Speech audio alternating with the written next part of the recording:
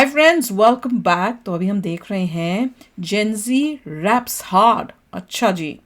बलेन Shah goes to war against Nepal's entrenched political class. चलो देखते हैं। वीडियो शुरू करते हैं। वीडियो शुरू करने से पहले अगर आप चैनल पर नए हो और आपने अभी तक सब्सक्राइब नहीं किया तो जल्दी से पहले सब्सक्राइब के बटन और बेल आइकन को क्लिक कर लो ताकि आपको हमारे सारे न्यू वीडियोस के नोटिफिकेशन मिल जाए जैसे हम अपलोड करें। अगर आपको वीडियो पसंद आता है प्लीज लाइक एंड शेयर। चलिए शुरू करते हैं। 27 मार्च 2026 काठमांडू के शीतल निवास में लाखों युवाओं का सपना सच हो रहा था। एक ऐसा सपना जिसके लिए पिछले ही साल पूरा नेपाल सड़कों पर उतरा था। एक ऐसा सपना जिसे सच करने के लिए न जाने कितने युवाओं ने अपनी जान की बाजी लगा दी थी। एक ऐसा सपना जिससे नेपाल की तकदीर हमेशा के लिए बदल सकती है और जिससे डेमोक्रेसी के लिए एक नई मिसाल खड़ी हो सकती है।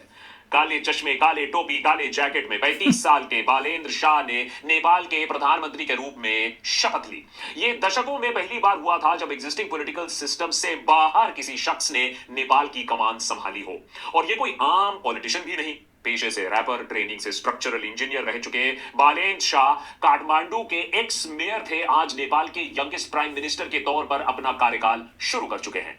पिछले साल जब नेपाल के युवा सड़कों पर उतरे, पॉलिटिकल एस्टैब्लिशमेंट के खिलाफ बगावत की, तो भारत में मेन स्ट्रीम मीडिया और भारत की पॉलिटिकल क्लास ने इसका खूब मजाक बनाया। इस जेन जी को इसका बचपना कहा, ये जेन जी को इररिस्पॉन्सिबल कहा कि ये तो नेपाल को आग के हवाले कर देंगे। प्रेडिक्शन ये की गई कि नेपाल अब अराजकता की तरफ और भी फिसलता रहेगा। देशभर पर हमने उस समय भी जेन जी प्रोटेस्टर्स का समर्थन किया था और आज भी हम यही आशा करते हैं कि नेपाल दूसरे देशों के लिए एक एग्जाम्पल सेट कर पाए। लेकिन भारत में जो इस्टेब्लिशमेंट है, जो सिस्टम है, उसे जेन जी से इतना डर क्यों लगता है, वो बालेंद्र शाह ने 3 हफ्तों में ही साफ करके दिखा दिया है। शपथ लेने के बाद से ही शाह की सरकार ने जो फैसले लिए हैं, जो ऐतिहासिक कदम लिए हैं, उसके चर्चे अब दुनिया भर में हो रहे हैं। इनका नाम time 100 most influential people of 2026 में आ चुका है। इनके डिजिटल फर्स्ट गवर्नेंस के तहत नई सरकार ने पहली मीटिंग में ही कुछ अहम फैसले लिए, जैसे passport, citizenship certificate, driving licence सब आम लोगों के घर में पोस्टल डिलीवरी से अब मिलेगा। 100 दिन के अंदर अंदर मिलेगा। ना सरकार के दफ्तर के चक्कर काटने पड़ेंगे, ना ही करप्शन की कोई गुंजाइश होगी। 22 मिनिस्ट्रीज को मिलाकर 16-17 कर दी गई हैं। हर मिनिस्ट्री का एक टाइम बाउंड एक्शन प्लान बना दिया गया है, डेडलाइन सेट कर दी गई है, रिस्पॉन्सिबिलिटी और जिम्मेदारी सेट कर दी गई है। Very good. यानी डिलीवरी होना पक्का है। ये एक डिलीवरी बेस्ड गवर्नेंस होगी। कोई नौटंकी नहीं, सिर्फ काम किया जाएगा। बहुत अच्छा काम कर रहे हैं, सुधार कर रहे हैं। इनका हमने गाना भी तो सुना था एक दो, और उसमें वही तो था, करप्शन कैसे हो रही है और कैसे उसको हटाना है, वो सब की बातें हो रही थी। इसी के साथ साथ पुरानी लीडरशिप जिन्होंने सालों से नेपाल के लोगों का खून चूसा था, उन्हें ठगा था, उन्हें भी अकाउंटेबल ठहराने के लिए काम शुरू हो चुका है। कई पुराने नेता including former prime minister KP Sharma Oli के खिलाफ करप्शन इन्वेस्टिगेशन फिर से चालू हो चुका है। वाह, वेरी गुड। अरेस्ट होने शुरू हो चुके हैं। कुल मिला के बालेंद्र शाह के कार्यकाल की शुरुआत तो काफी धमाकेदार रही है। अभी तक उनके सरकार के कामकाज का स्टाइल देखकर लोगों को नायक फिल्म के अनिल कपूर याद आ रहे हैं। लेकिन नेपाल के लोगों ने जितना बड़ा मैंडेट इन्हें दिया है, उससे भी ज्यादा इनकी उम्मीदें हैं अपने नए सरकार से, और इसीलिए नए सरकार के पास इन उम्मीदों पर खरा उतरने की एक बहुत बड़ी जिम्मेदारी है और टाइम काफी कम है। पॉलिटिक्स में कहा जाता है with great power comes great responsibility. तो देखना अब यह है कि बालेंद्र शाह की नई सरकार अपनी जिम्मेदारियां कितनी और कहां तक पूरी कर पाती है, और नेपाल दूसरे देशों में जो जेन जी है उन्हें कैसे और कितना इंस्पायर कर सकता है। और नेपाल के पहले कुछ हफ्ते में जो हमने देखा, उससे भारत क्या लेसन ले सकता है, भारत के पॉलिटिशियंस क्या लेसन ले सकते हैं इन अकाउंटेबिलिटी एंड ट्रांसपेरेंसी, ये भी देखना काफी। मुझे तो लग रहा है काफी जिस तरह से करप्शन हटाना वो सब मोदी जी के ही रास्ते पे है। भारत क्या सीखेगा इससे? नहीं, पर मैं तो ये कह रही हूँ कि जैसे मोदी जी ने करप्शन कोशिश की है, फास्ट प्रोसेसेस किए हैं, वैसे ही मुझे तो वो सिमिलैरिटी लग रही है इसको देखकर। ये लोग सीखे इंडिया से। राष्ट्रीय स्वतंत्रता पार्टी या आरएसपी ने 275 सीट वाली हाउस ऑफ रिप्रेजेंटेटिव्स में अकेले 182 सीट्स जीत ली। 125 डायरेक्ट सीट्स और 57 प्रोपोर्शनल रिप्रेजेंटेशन के हिसाब से। नेपाल के इतिहास में 1959 के बाद आज तक किसी भी पार्टी ने अकेले इतना बड़ा मैंडेट नहीं जीता था। अच्छा, वेरी गुड। बालेंद्र शाह और उनकी पार्टी की जीत अपने आप में नेपाल के लाखों युवाओं के लिए एक बहुत बड़ी खबर है। आखिर अपने देश को एक पुरानी करप्ट सड़ी हुई पॉलिटिकल सिस्टम से आजादी। ये कब हुआ है? जब चेंज कर रहे थे कि पहले हो रहा था? आई होप नॉट किसी लिंक का है, वी डोंट नो। ओह दिलाने के लिए जो लोग पिछले साल सड़कों पर उतरे थे, आज कम से कम वो जो एक अटेम्प्ट था वो सक्सेसफुल होता दिखा। श्रीलंका नहीं है, नेपाल ही है, ये दिखा रहे हैं। मुझे लग रहा है इलेक्शन से पहले कहीं ये तो नहीं हुआ था, फिर तो गलत होगा। अगर आप आग उग लगा रहे हो, पीसफुल प्रोटेस्ट नहीं है, तो वो तो मेरे हिसाब से गलत हुआ रहा है, क्योंकि आज एक रिलेटिवली क्लीन छवि वाली युवा नेता को देश की कमान सौंपने के बाद अब पूरा हो सकता है उनका एक एस्पिरेशन, जहां नेपाल का जो पॉलिटिकल सिस्टम है वो लोगों के लिए काम करे, पर्सनल फायदे के लिए नहीं। मतलब करप्शन बहुत हो रही थी नेपाल में। चुनाव के बाद बालेन शाह की कैबिनेट अपने आप में एक अलग कहानी बयां करने लगी है।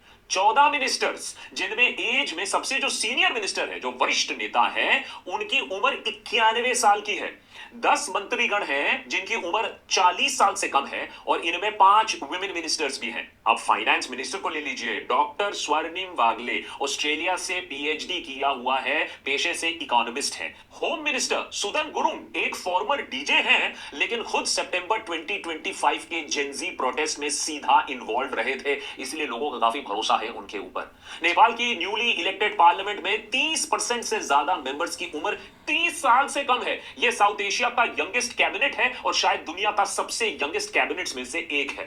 Very good. अब देखेंगे कि कितने चेंजेस और कितना बेटरमेंट करते हैं नेपाल की। सरकार में आते ही नए कैबिनेट ने अपना कामकाज शुरू कर दिया। पहले ही कैबिनेट मीटिंग में एक एम्बिशियस 100 पॉइंट एजेंडा सामने रखा गया। मुझे तो ये सब कुछ मोदी जी जैसा लग रहा है, जैसे मोदी जी ने पहले ही इलेक्शन से पहले ही अपना प्लान बनाया था कि ये है, और जबकि अभी इलेक्शंस हुए भी नहीं है तो भी वो अपना काम करते रहे थे, कि वेट नहीं किया कि भैया नेक्स्ट टाइम हम आएंगे नहीं आएंगे, पर ही केप्ट वर्किंग। ये स्वीपिंग रिफॉर्म्स लाने की बात की गई है। ये document digital governance, good governance, economic growth, brain drain को रोकना जैसी तमाम चीजों का एक रोड मैप है। इसी के साथ ही शुरुआती दिनों में नई सरकार ने कुछ ऐसे फैसले लिए हैं जो इंटरनेट पर बहुत वायरल हो रहे हैं। अच्छा जी, कौन से? सबसे पहला है वीआईपी कॉन्वॉयज के लिए रोड ब्लॉक करने पर एकदम रोक लगा दी। ये वही मोदी जी टाइप ही है, मोदी जी तो यही करते हैं। गई है। नेपाल के नए होम मिनिस्टर ये चाहते हैं कि आम आदमी ट्रैफिक में घंटों तक फंसा ना रहे, जस्ट बिकॉज किसी मिनिस्टर का लंबा। बिल्कुल, इंडिया में भी तो कितनी ये मेजर प्रॉब्लम थी, और उसके बाद तो हर छोटा बंदा भी अपनी वो लाइटें लगा के निकलने लग गया था। 50 गाड़ी का काफिला निकल रहा है, कोई सायरन नहीं, कोई रोड क्लोजर नहीं, कोई नेता के लिए स्पेशल पैसेजवे नहीं। Good. खत्म। इसी के साथ साथ सरकार ने एक और कदम लिया है जो शायद नेपाल में पहले कभी देखा नहीं गया है। गवर्नमेंट ऑफिशियल्स और पब्लिक सर्वेंट्स के बच्चों को अब गवर्नमेंट स्कूल्स में ही पढ़ना होगा। ओह अच्छा, मतलब जब तक तुम खुद सरकारी स्कूल्स को ठीक नहीं करोगे, तुम्हारे बच्चे उसी स्कूल में ही ये पढ़ेंगे। अच्छा किया है कि अब अपने बच्चों की वजह से उन स्कूल्स को हाई फाई करेंगे जैसे प्राइवेट स्कूल्स Very होते good हैं। point. ये तो बड़ा मजेदार है। ये मेरे ख्याल से इंडिया में भी होना चाहिए। Yeah.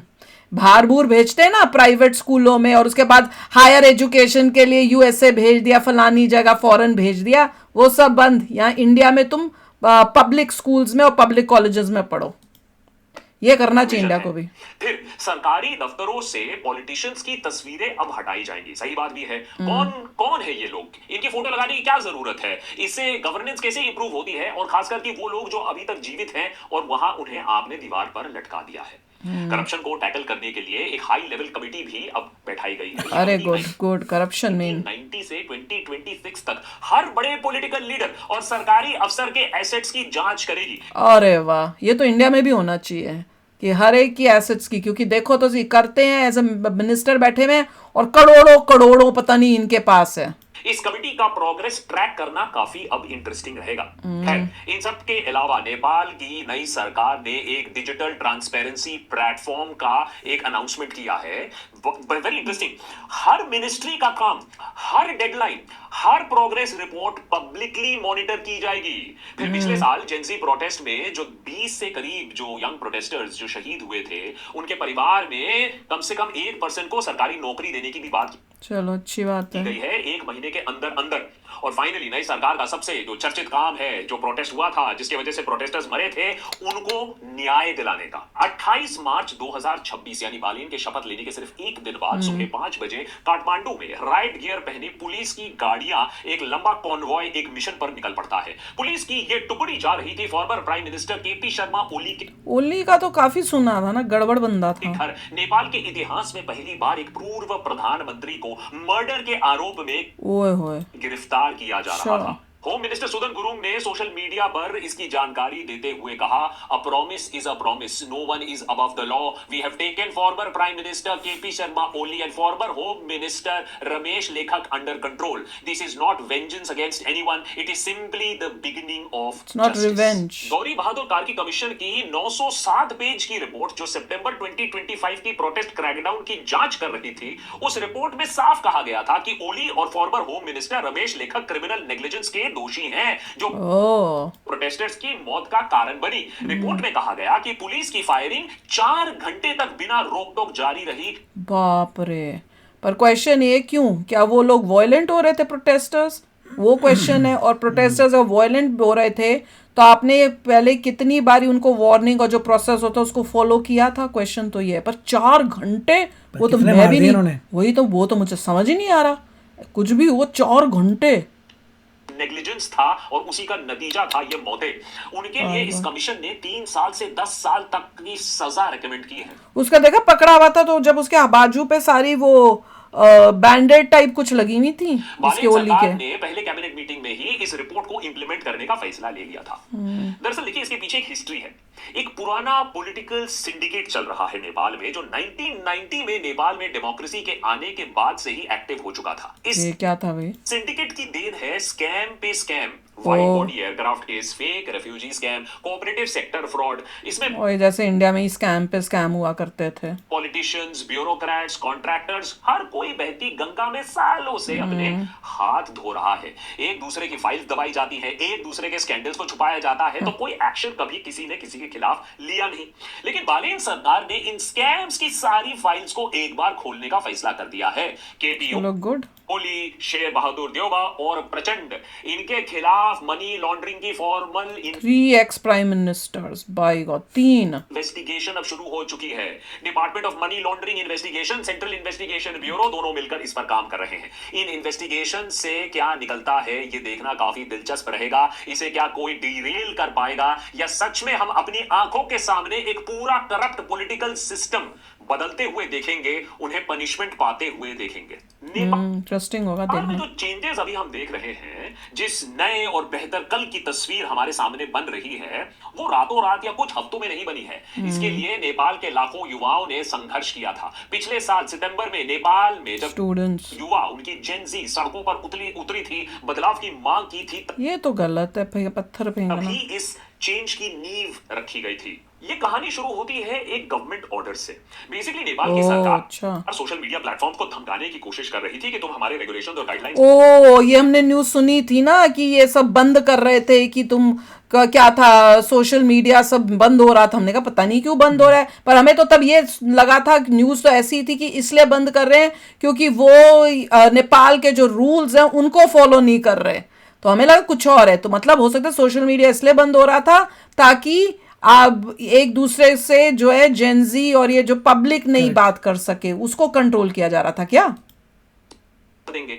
इसी के चक्कर में 26 सोशल मीडिया प्लेटफॉर्म्स पर रोक लगा दी गई, माने फेसबुक, यूट्यूब वगैरह वगैरह। अब नेपाल के आम लोग, स्पेशली यंगर जनरेशन जिसे हम जेन जी कहते हैं, वो सड़क पर आ जाती है। लेकिन सिर्फ आदेश के खिलाफ नहीं, ये इंपॉर्टेंट है, बल्कि इसलिए क्योंकि वो सड़े हुए पॉलिटिकल सिस्टम को बदलना चाहते थे। सालों से इसे बदलना चाहते थे, लेकिन कुछ कर नहीं पा रहे थे। वहां के भी बड़े बुजुर्ग लोग कहते होंगे, if not Oli then who.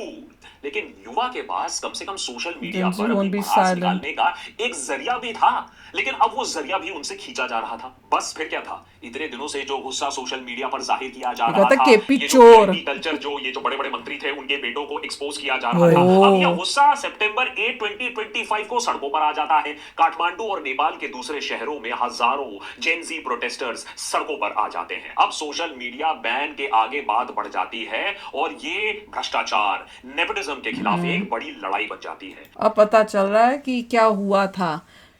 चिंगारी जो थी वो हुई जब सोशल मीडिया का प्लेटफॉर्म्स और ये सब ये बैन करने की कोशिश में थे, इन्होंने ये दे दिया था। उसी वक्त जो है लीक हो गया था कि एक मिनिस्टर की लड़की वड़की कैसे उसका लाइफस्टाइल है यूएस वगैरह में कंपेयर टू इनका क्या हाल है वहाँ पे नेपाल में। वही तो, यही तो बोल रहे हैं कि मिनिस्टर्स खुद तो पब्लिक को बेवकूफ बनाते रहते हैं। बच्चों को अपने यूएसए भेजा हुआ है, वहां ऐश करेंगे, पढ़ेंगे, सब करेंगे, और यहाँ पब्लिक बेचारी किसी जो है ने पिसेगी। उसकी किसी मिनिस्टर की लड़की की इंस्टाग्राम या कहीं पर चले गए थे, उसका लाइफस्टाइल देखा था कि इतने अमीर है, वाह। इतने बड़े बड़े घरों में रहती है, यहाँ पार्टियां करी, ये करी, वो किया। वहाँ पे नेपाल में क्या हालत हो रही है यंगस्टर्स की, तो वहाँ से पंगा फिर और बढ़ गया।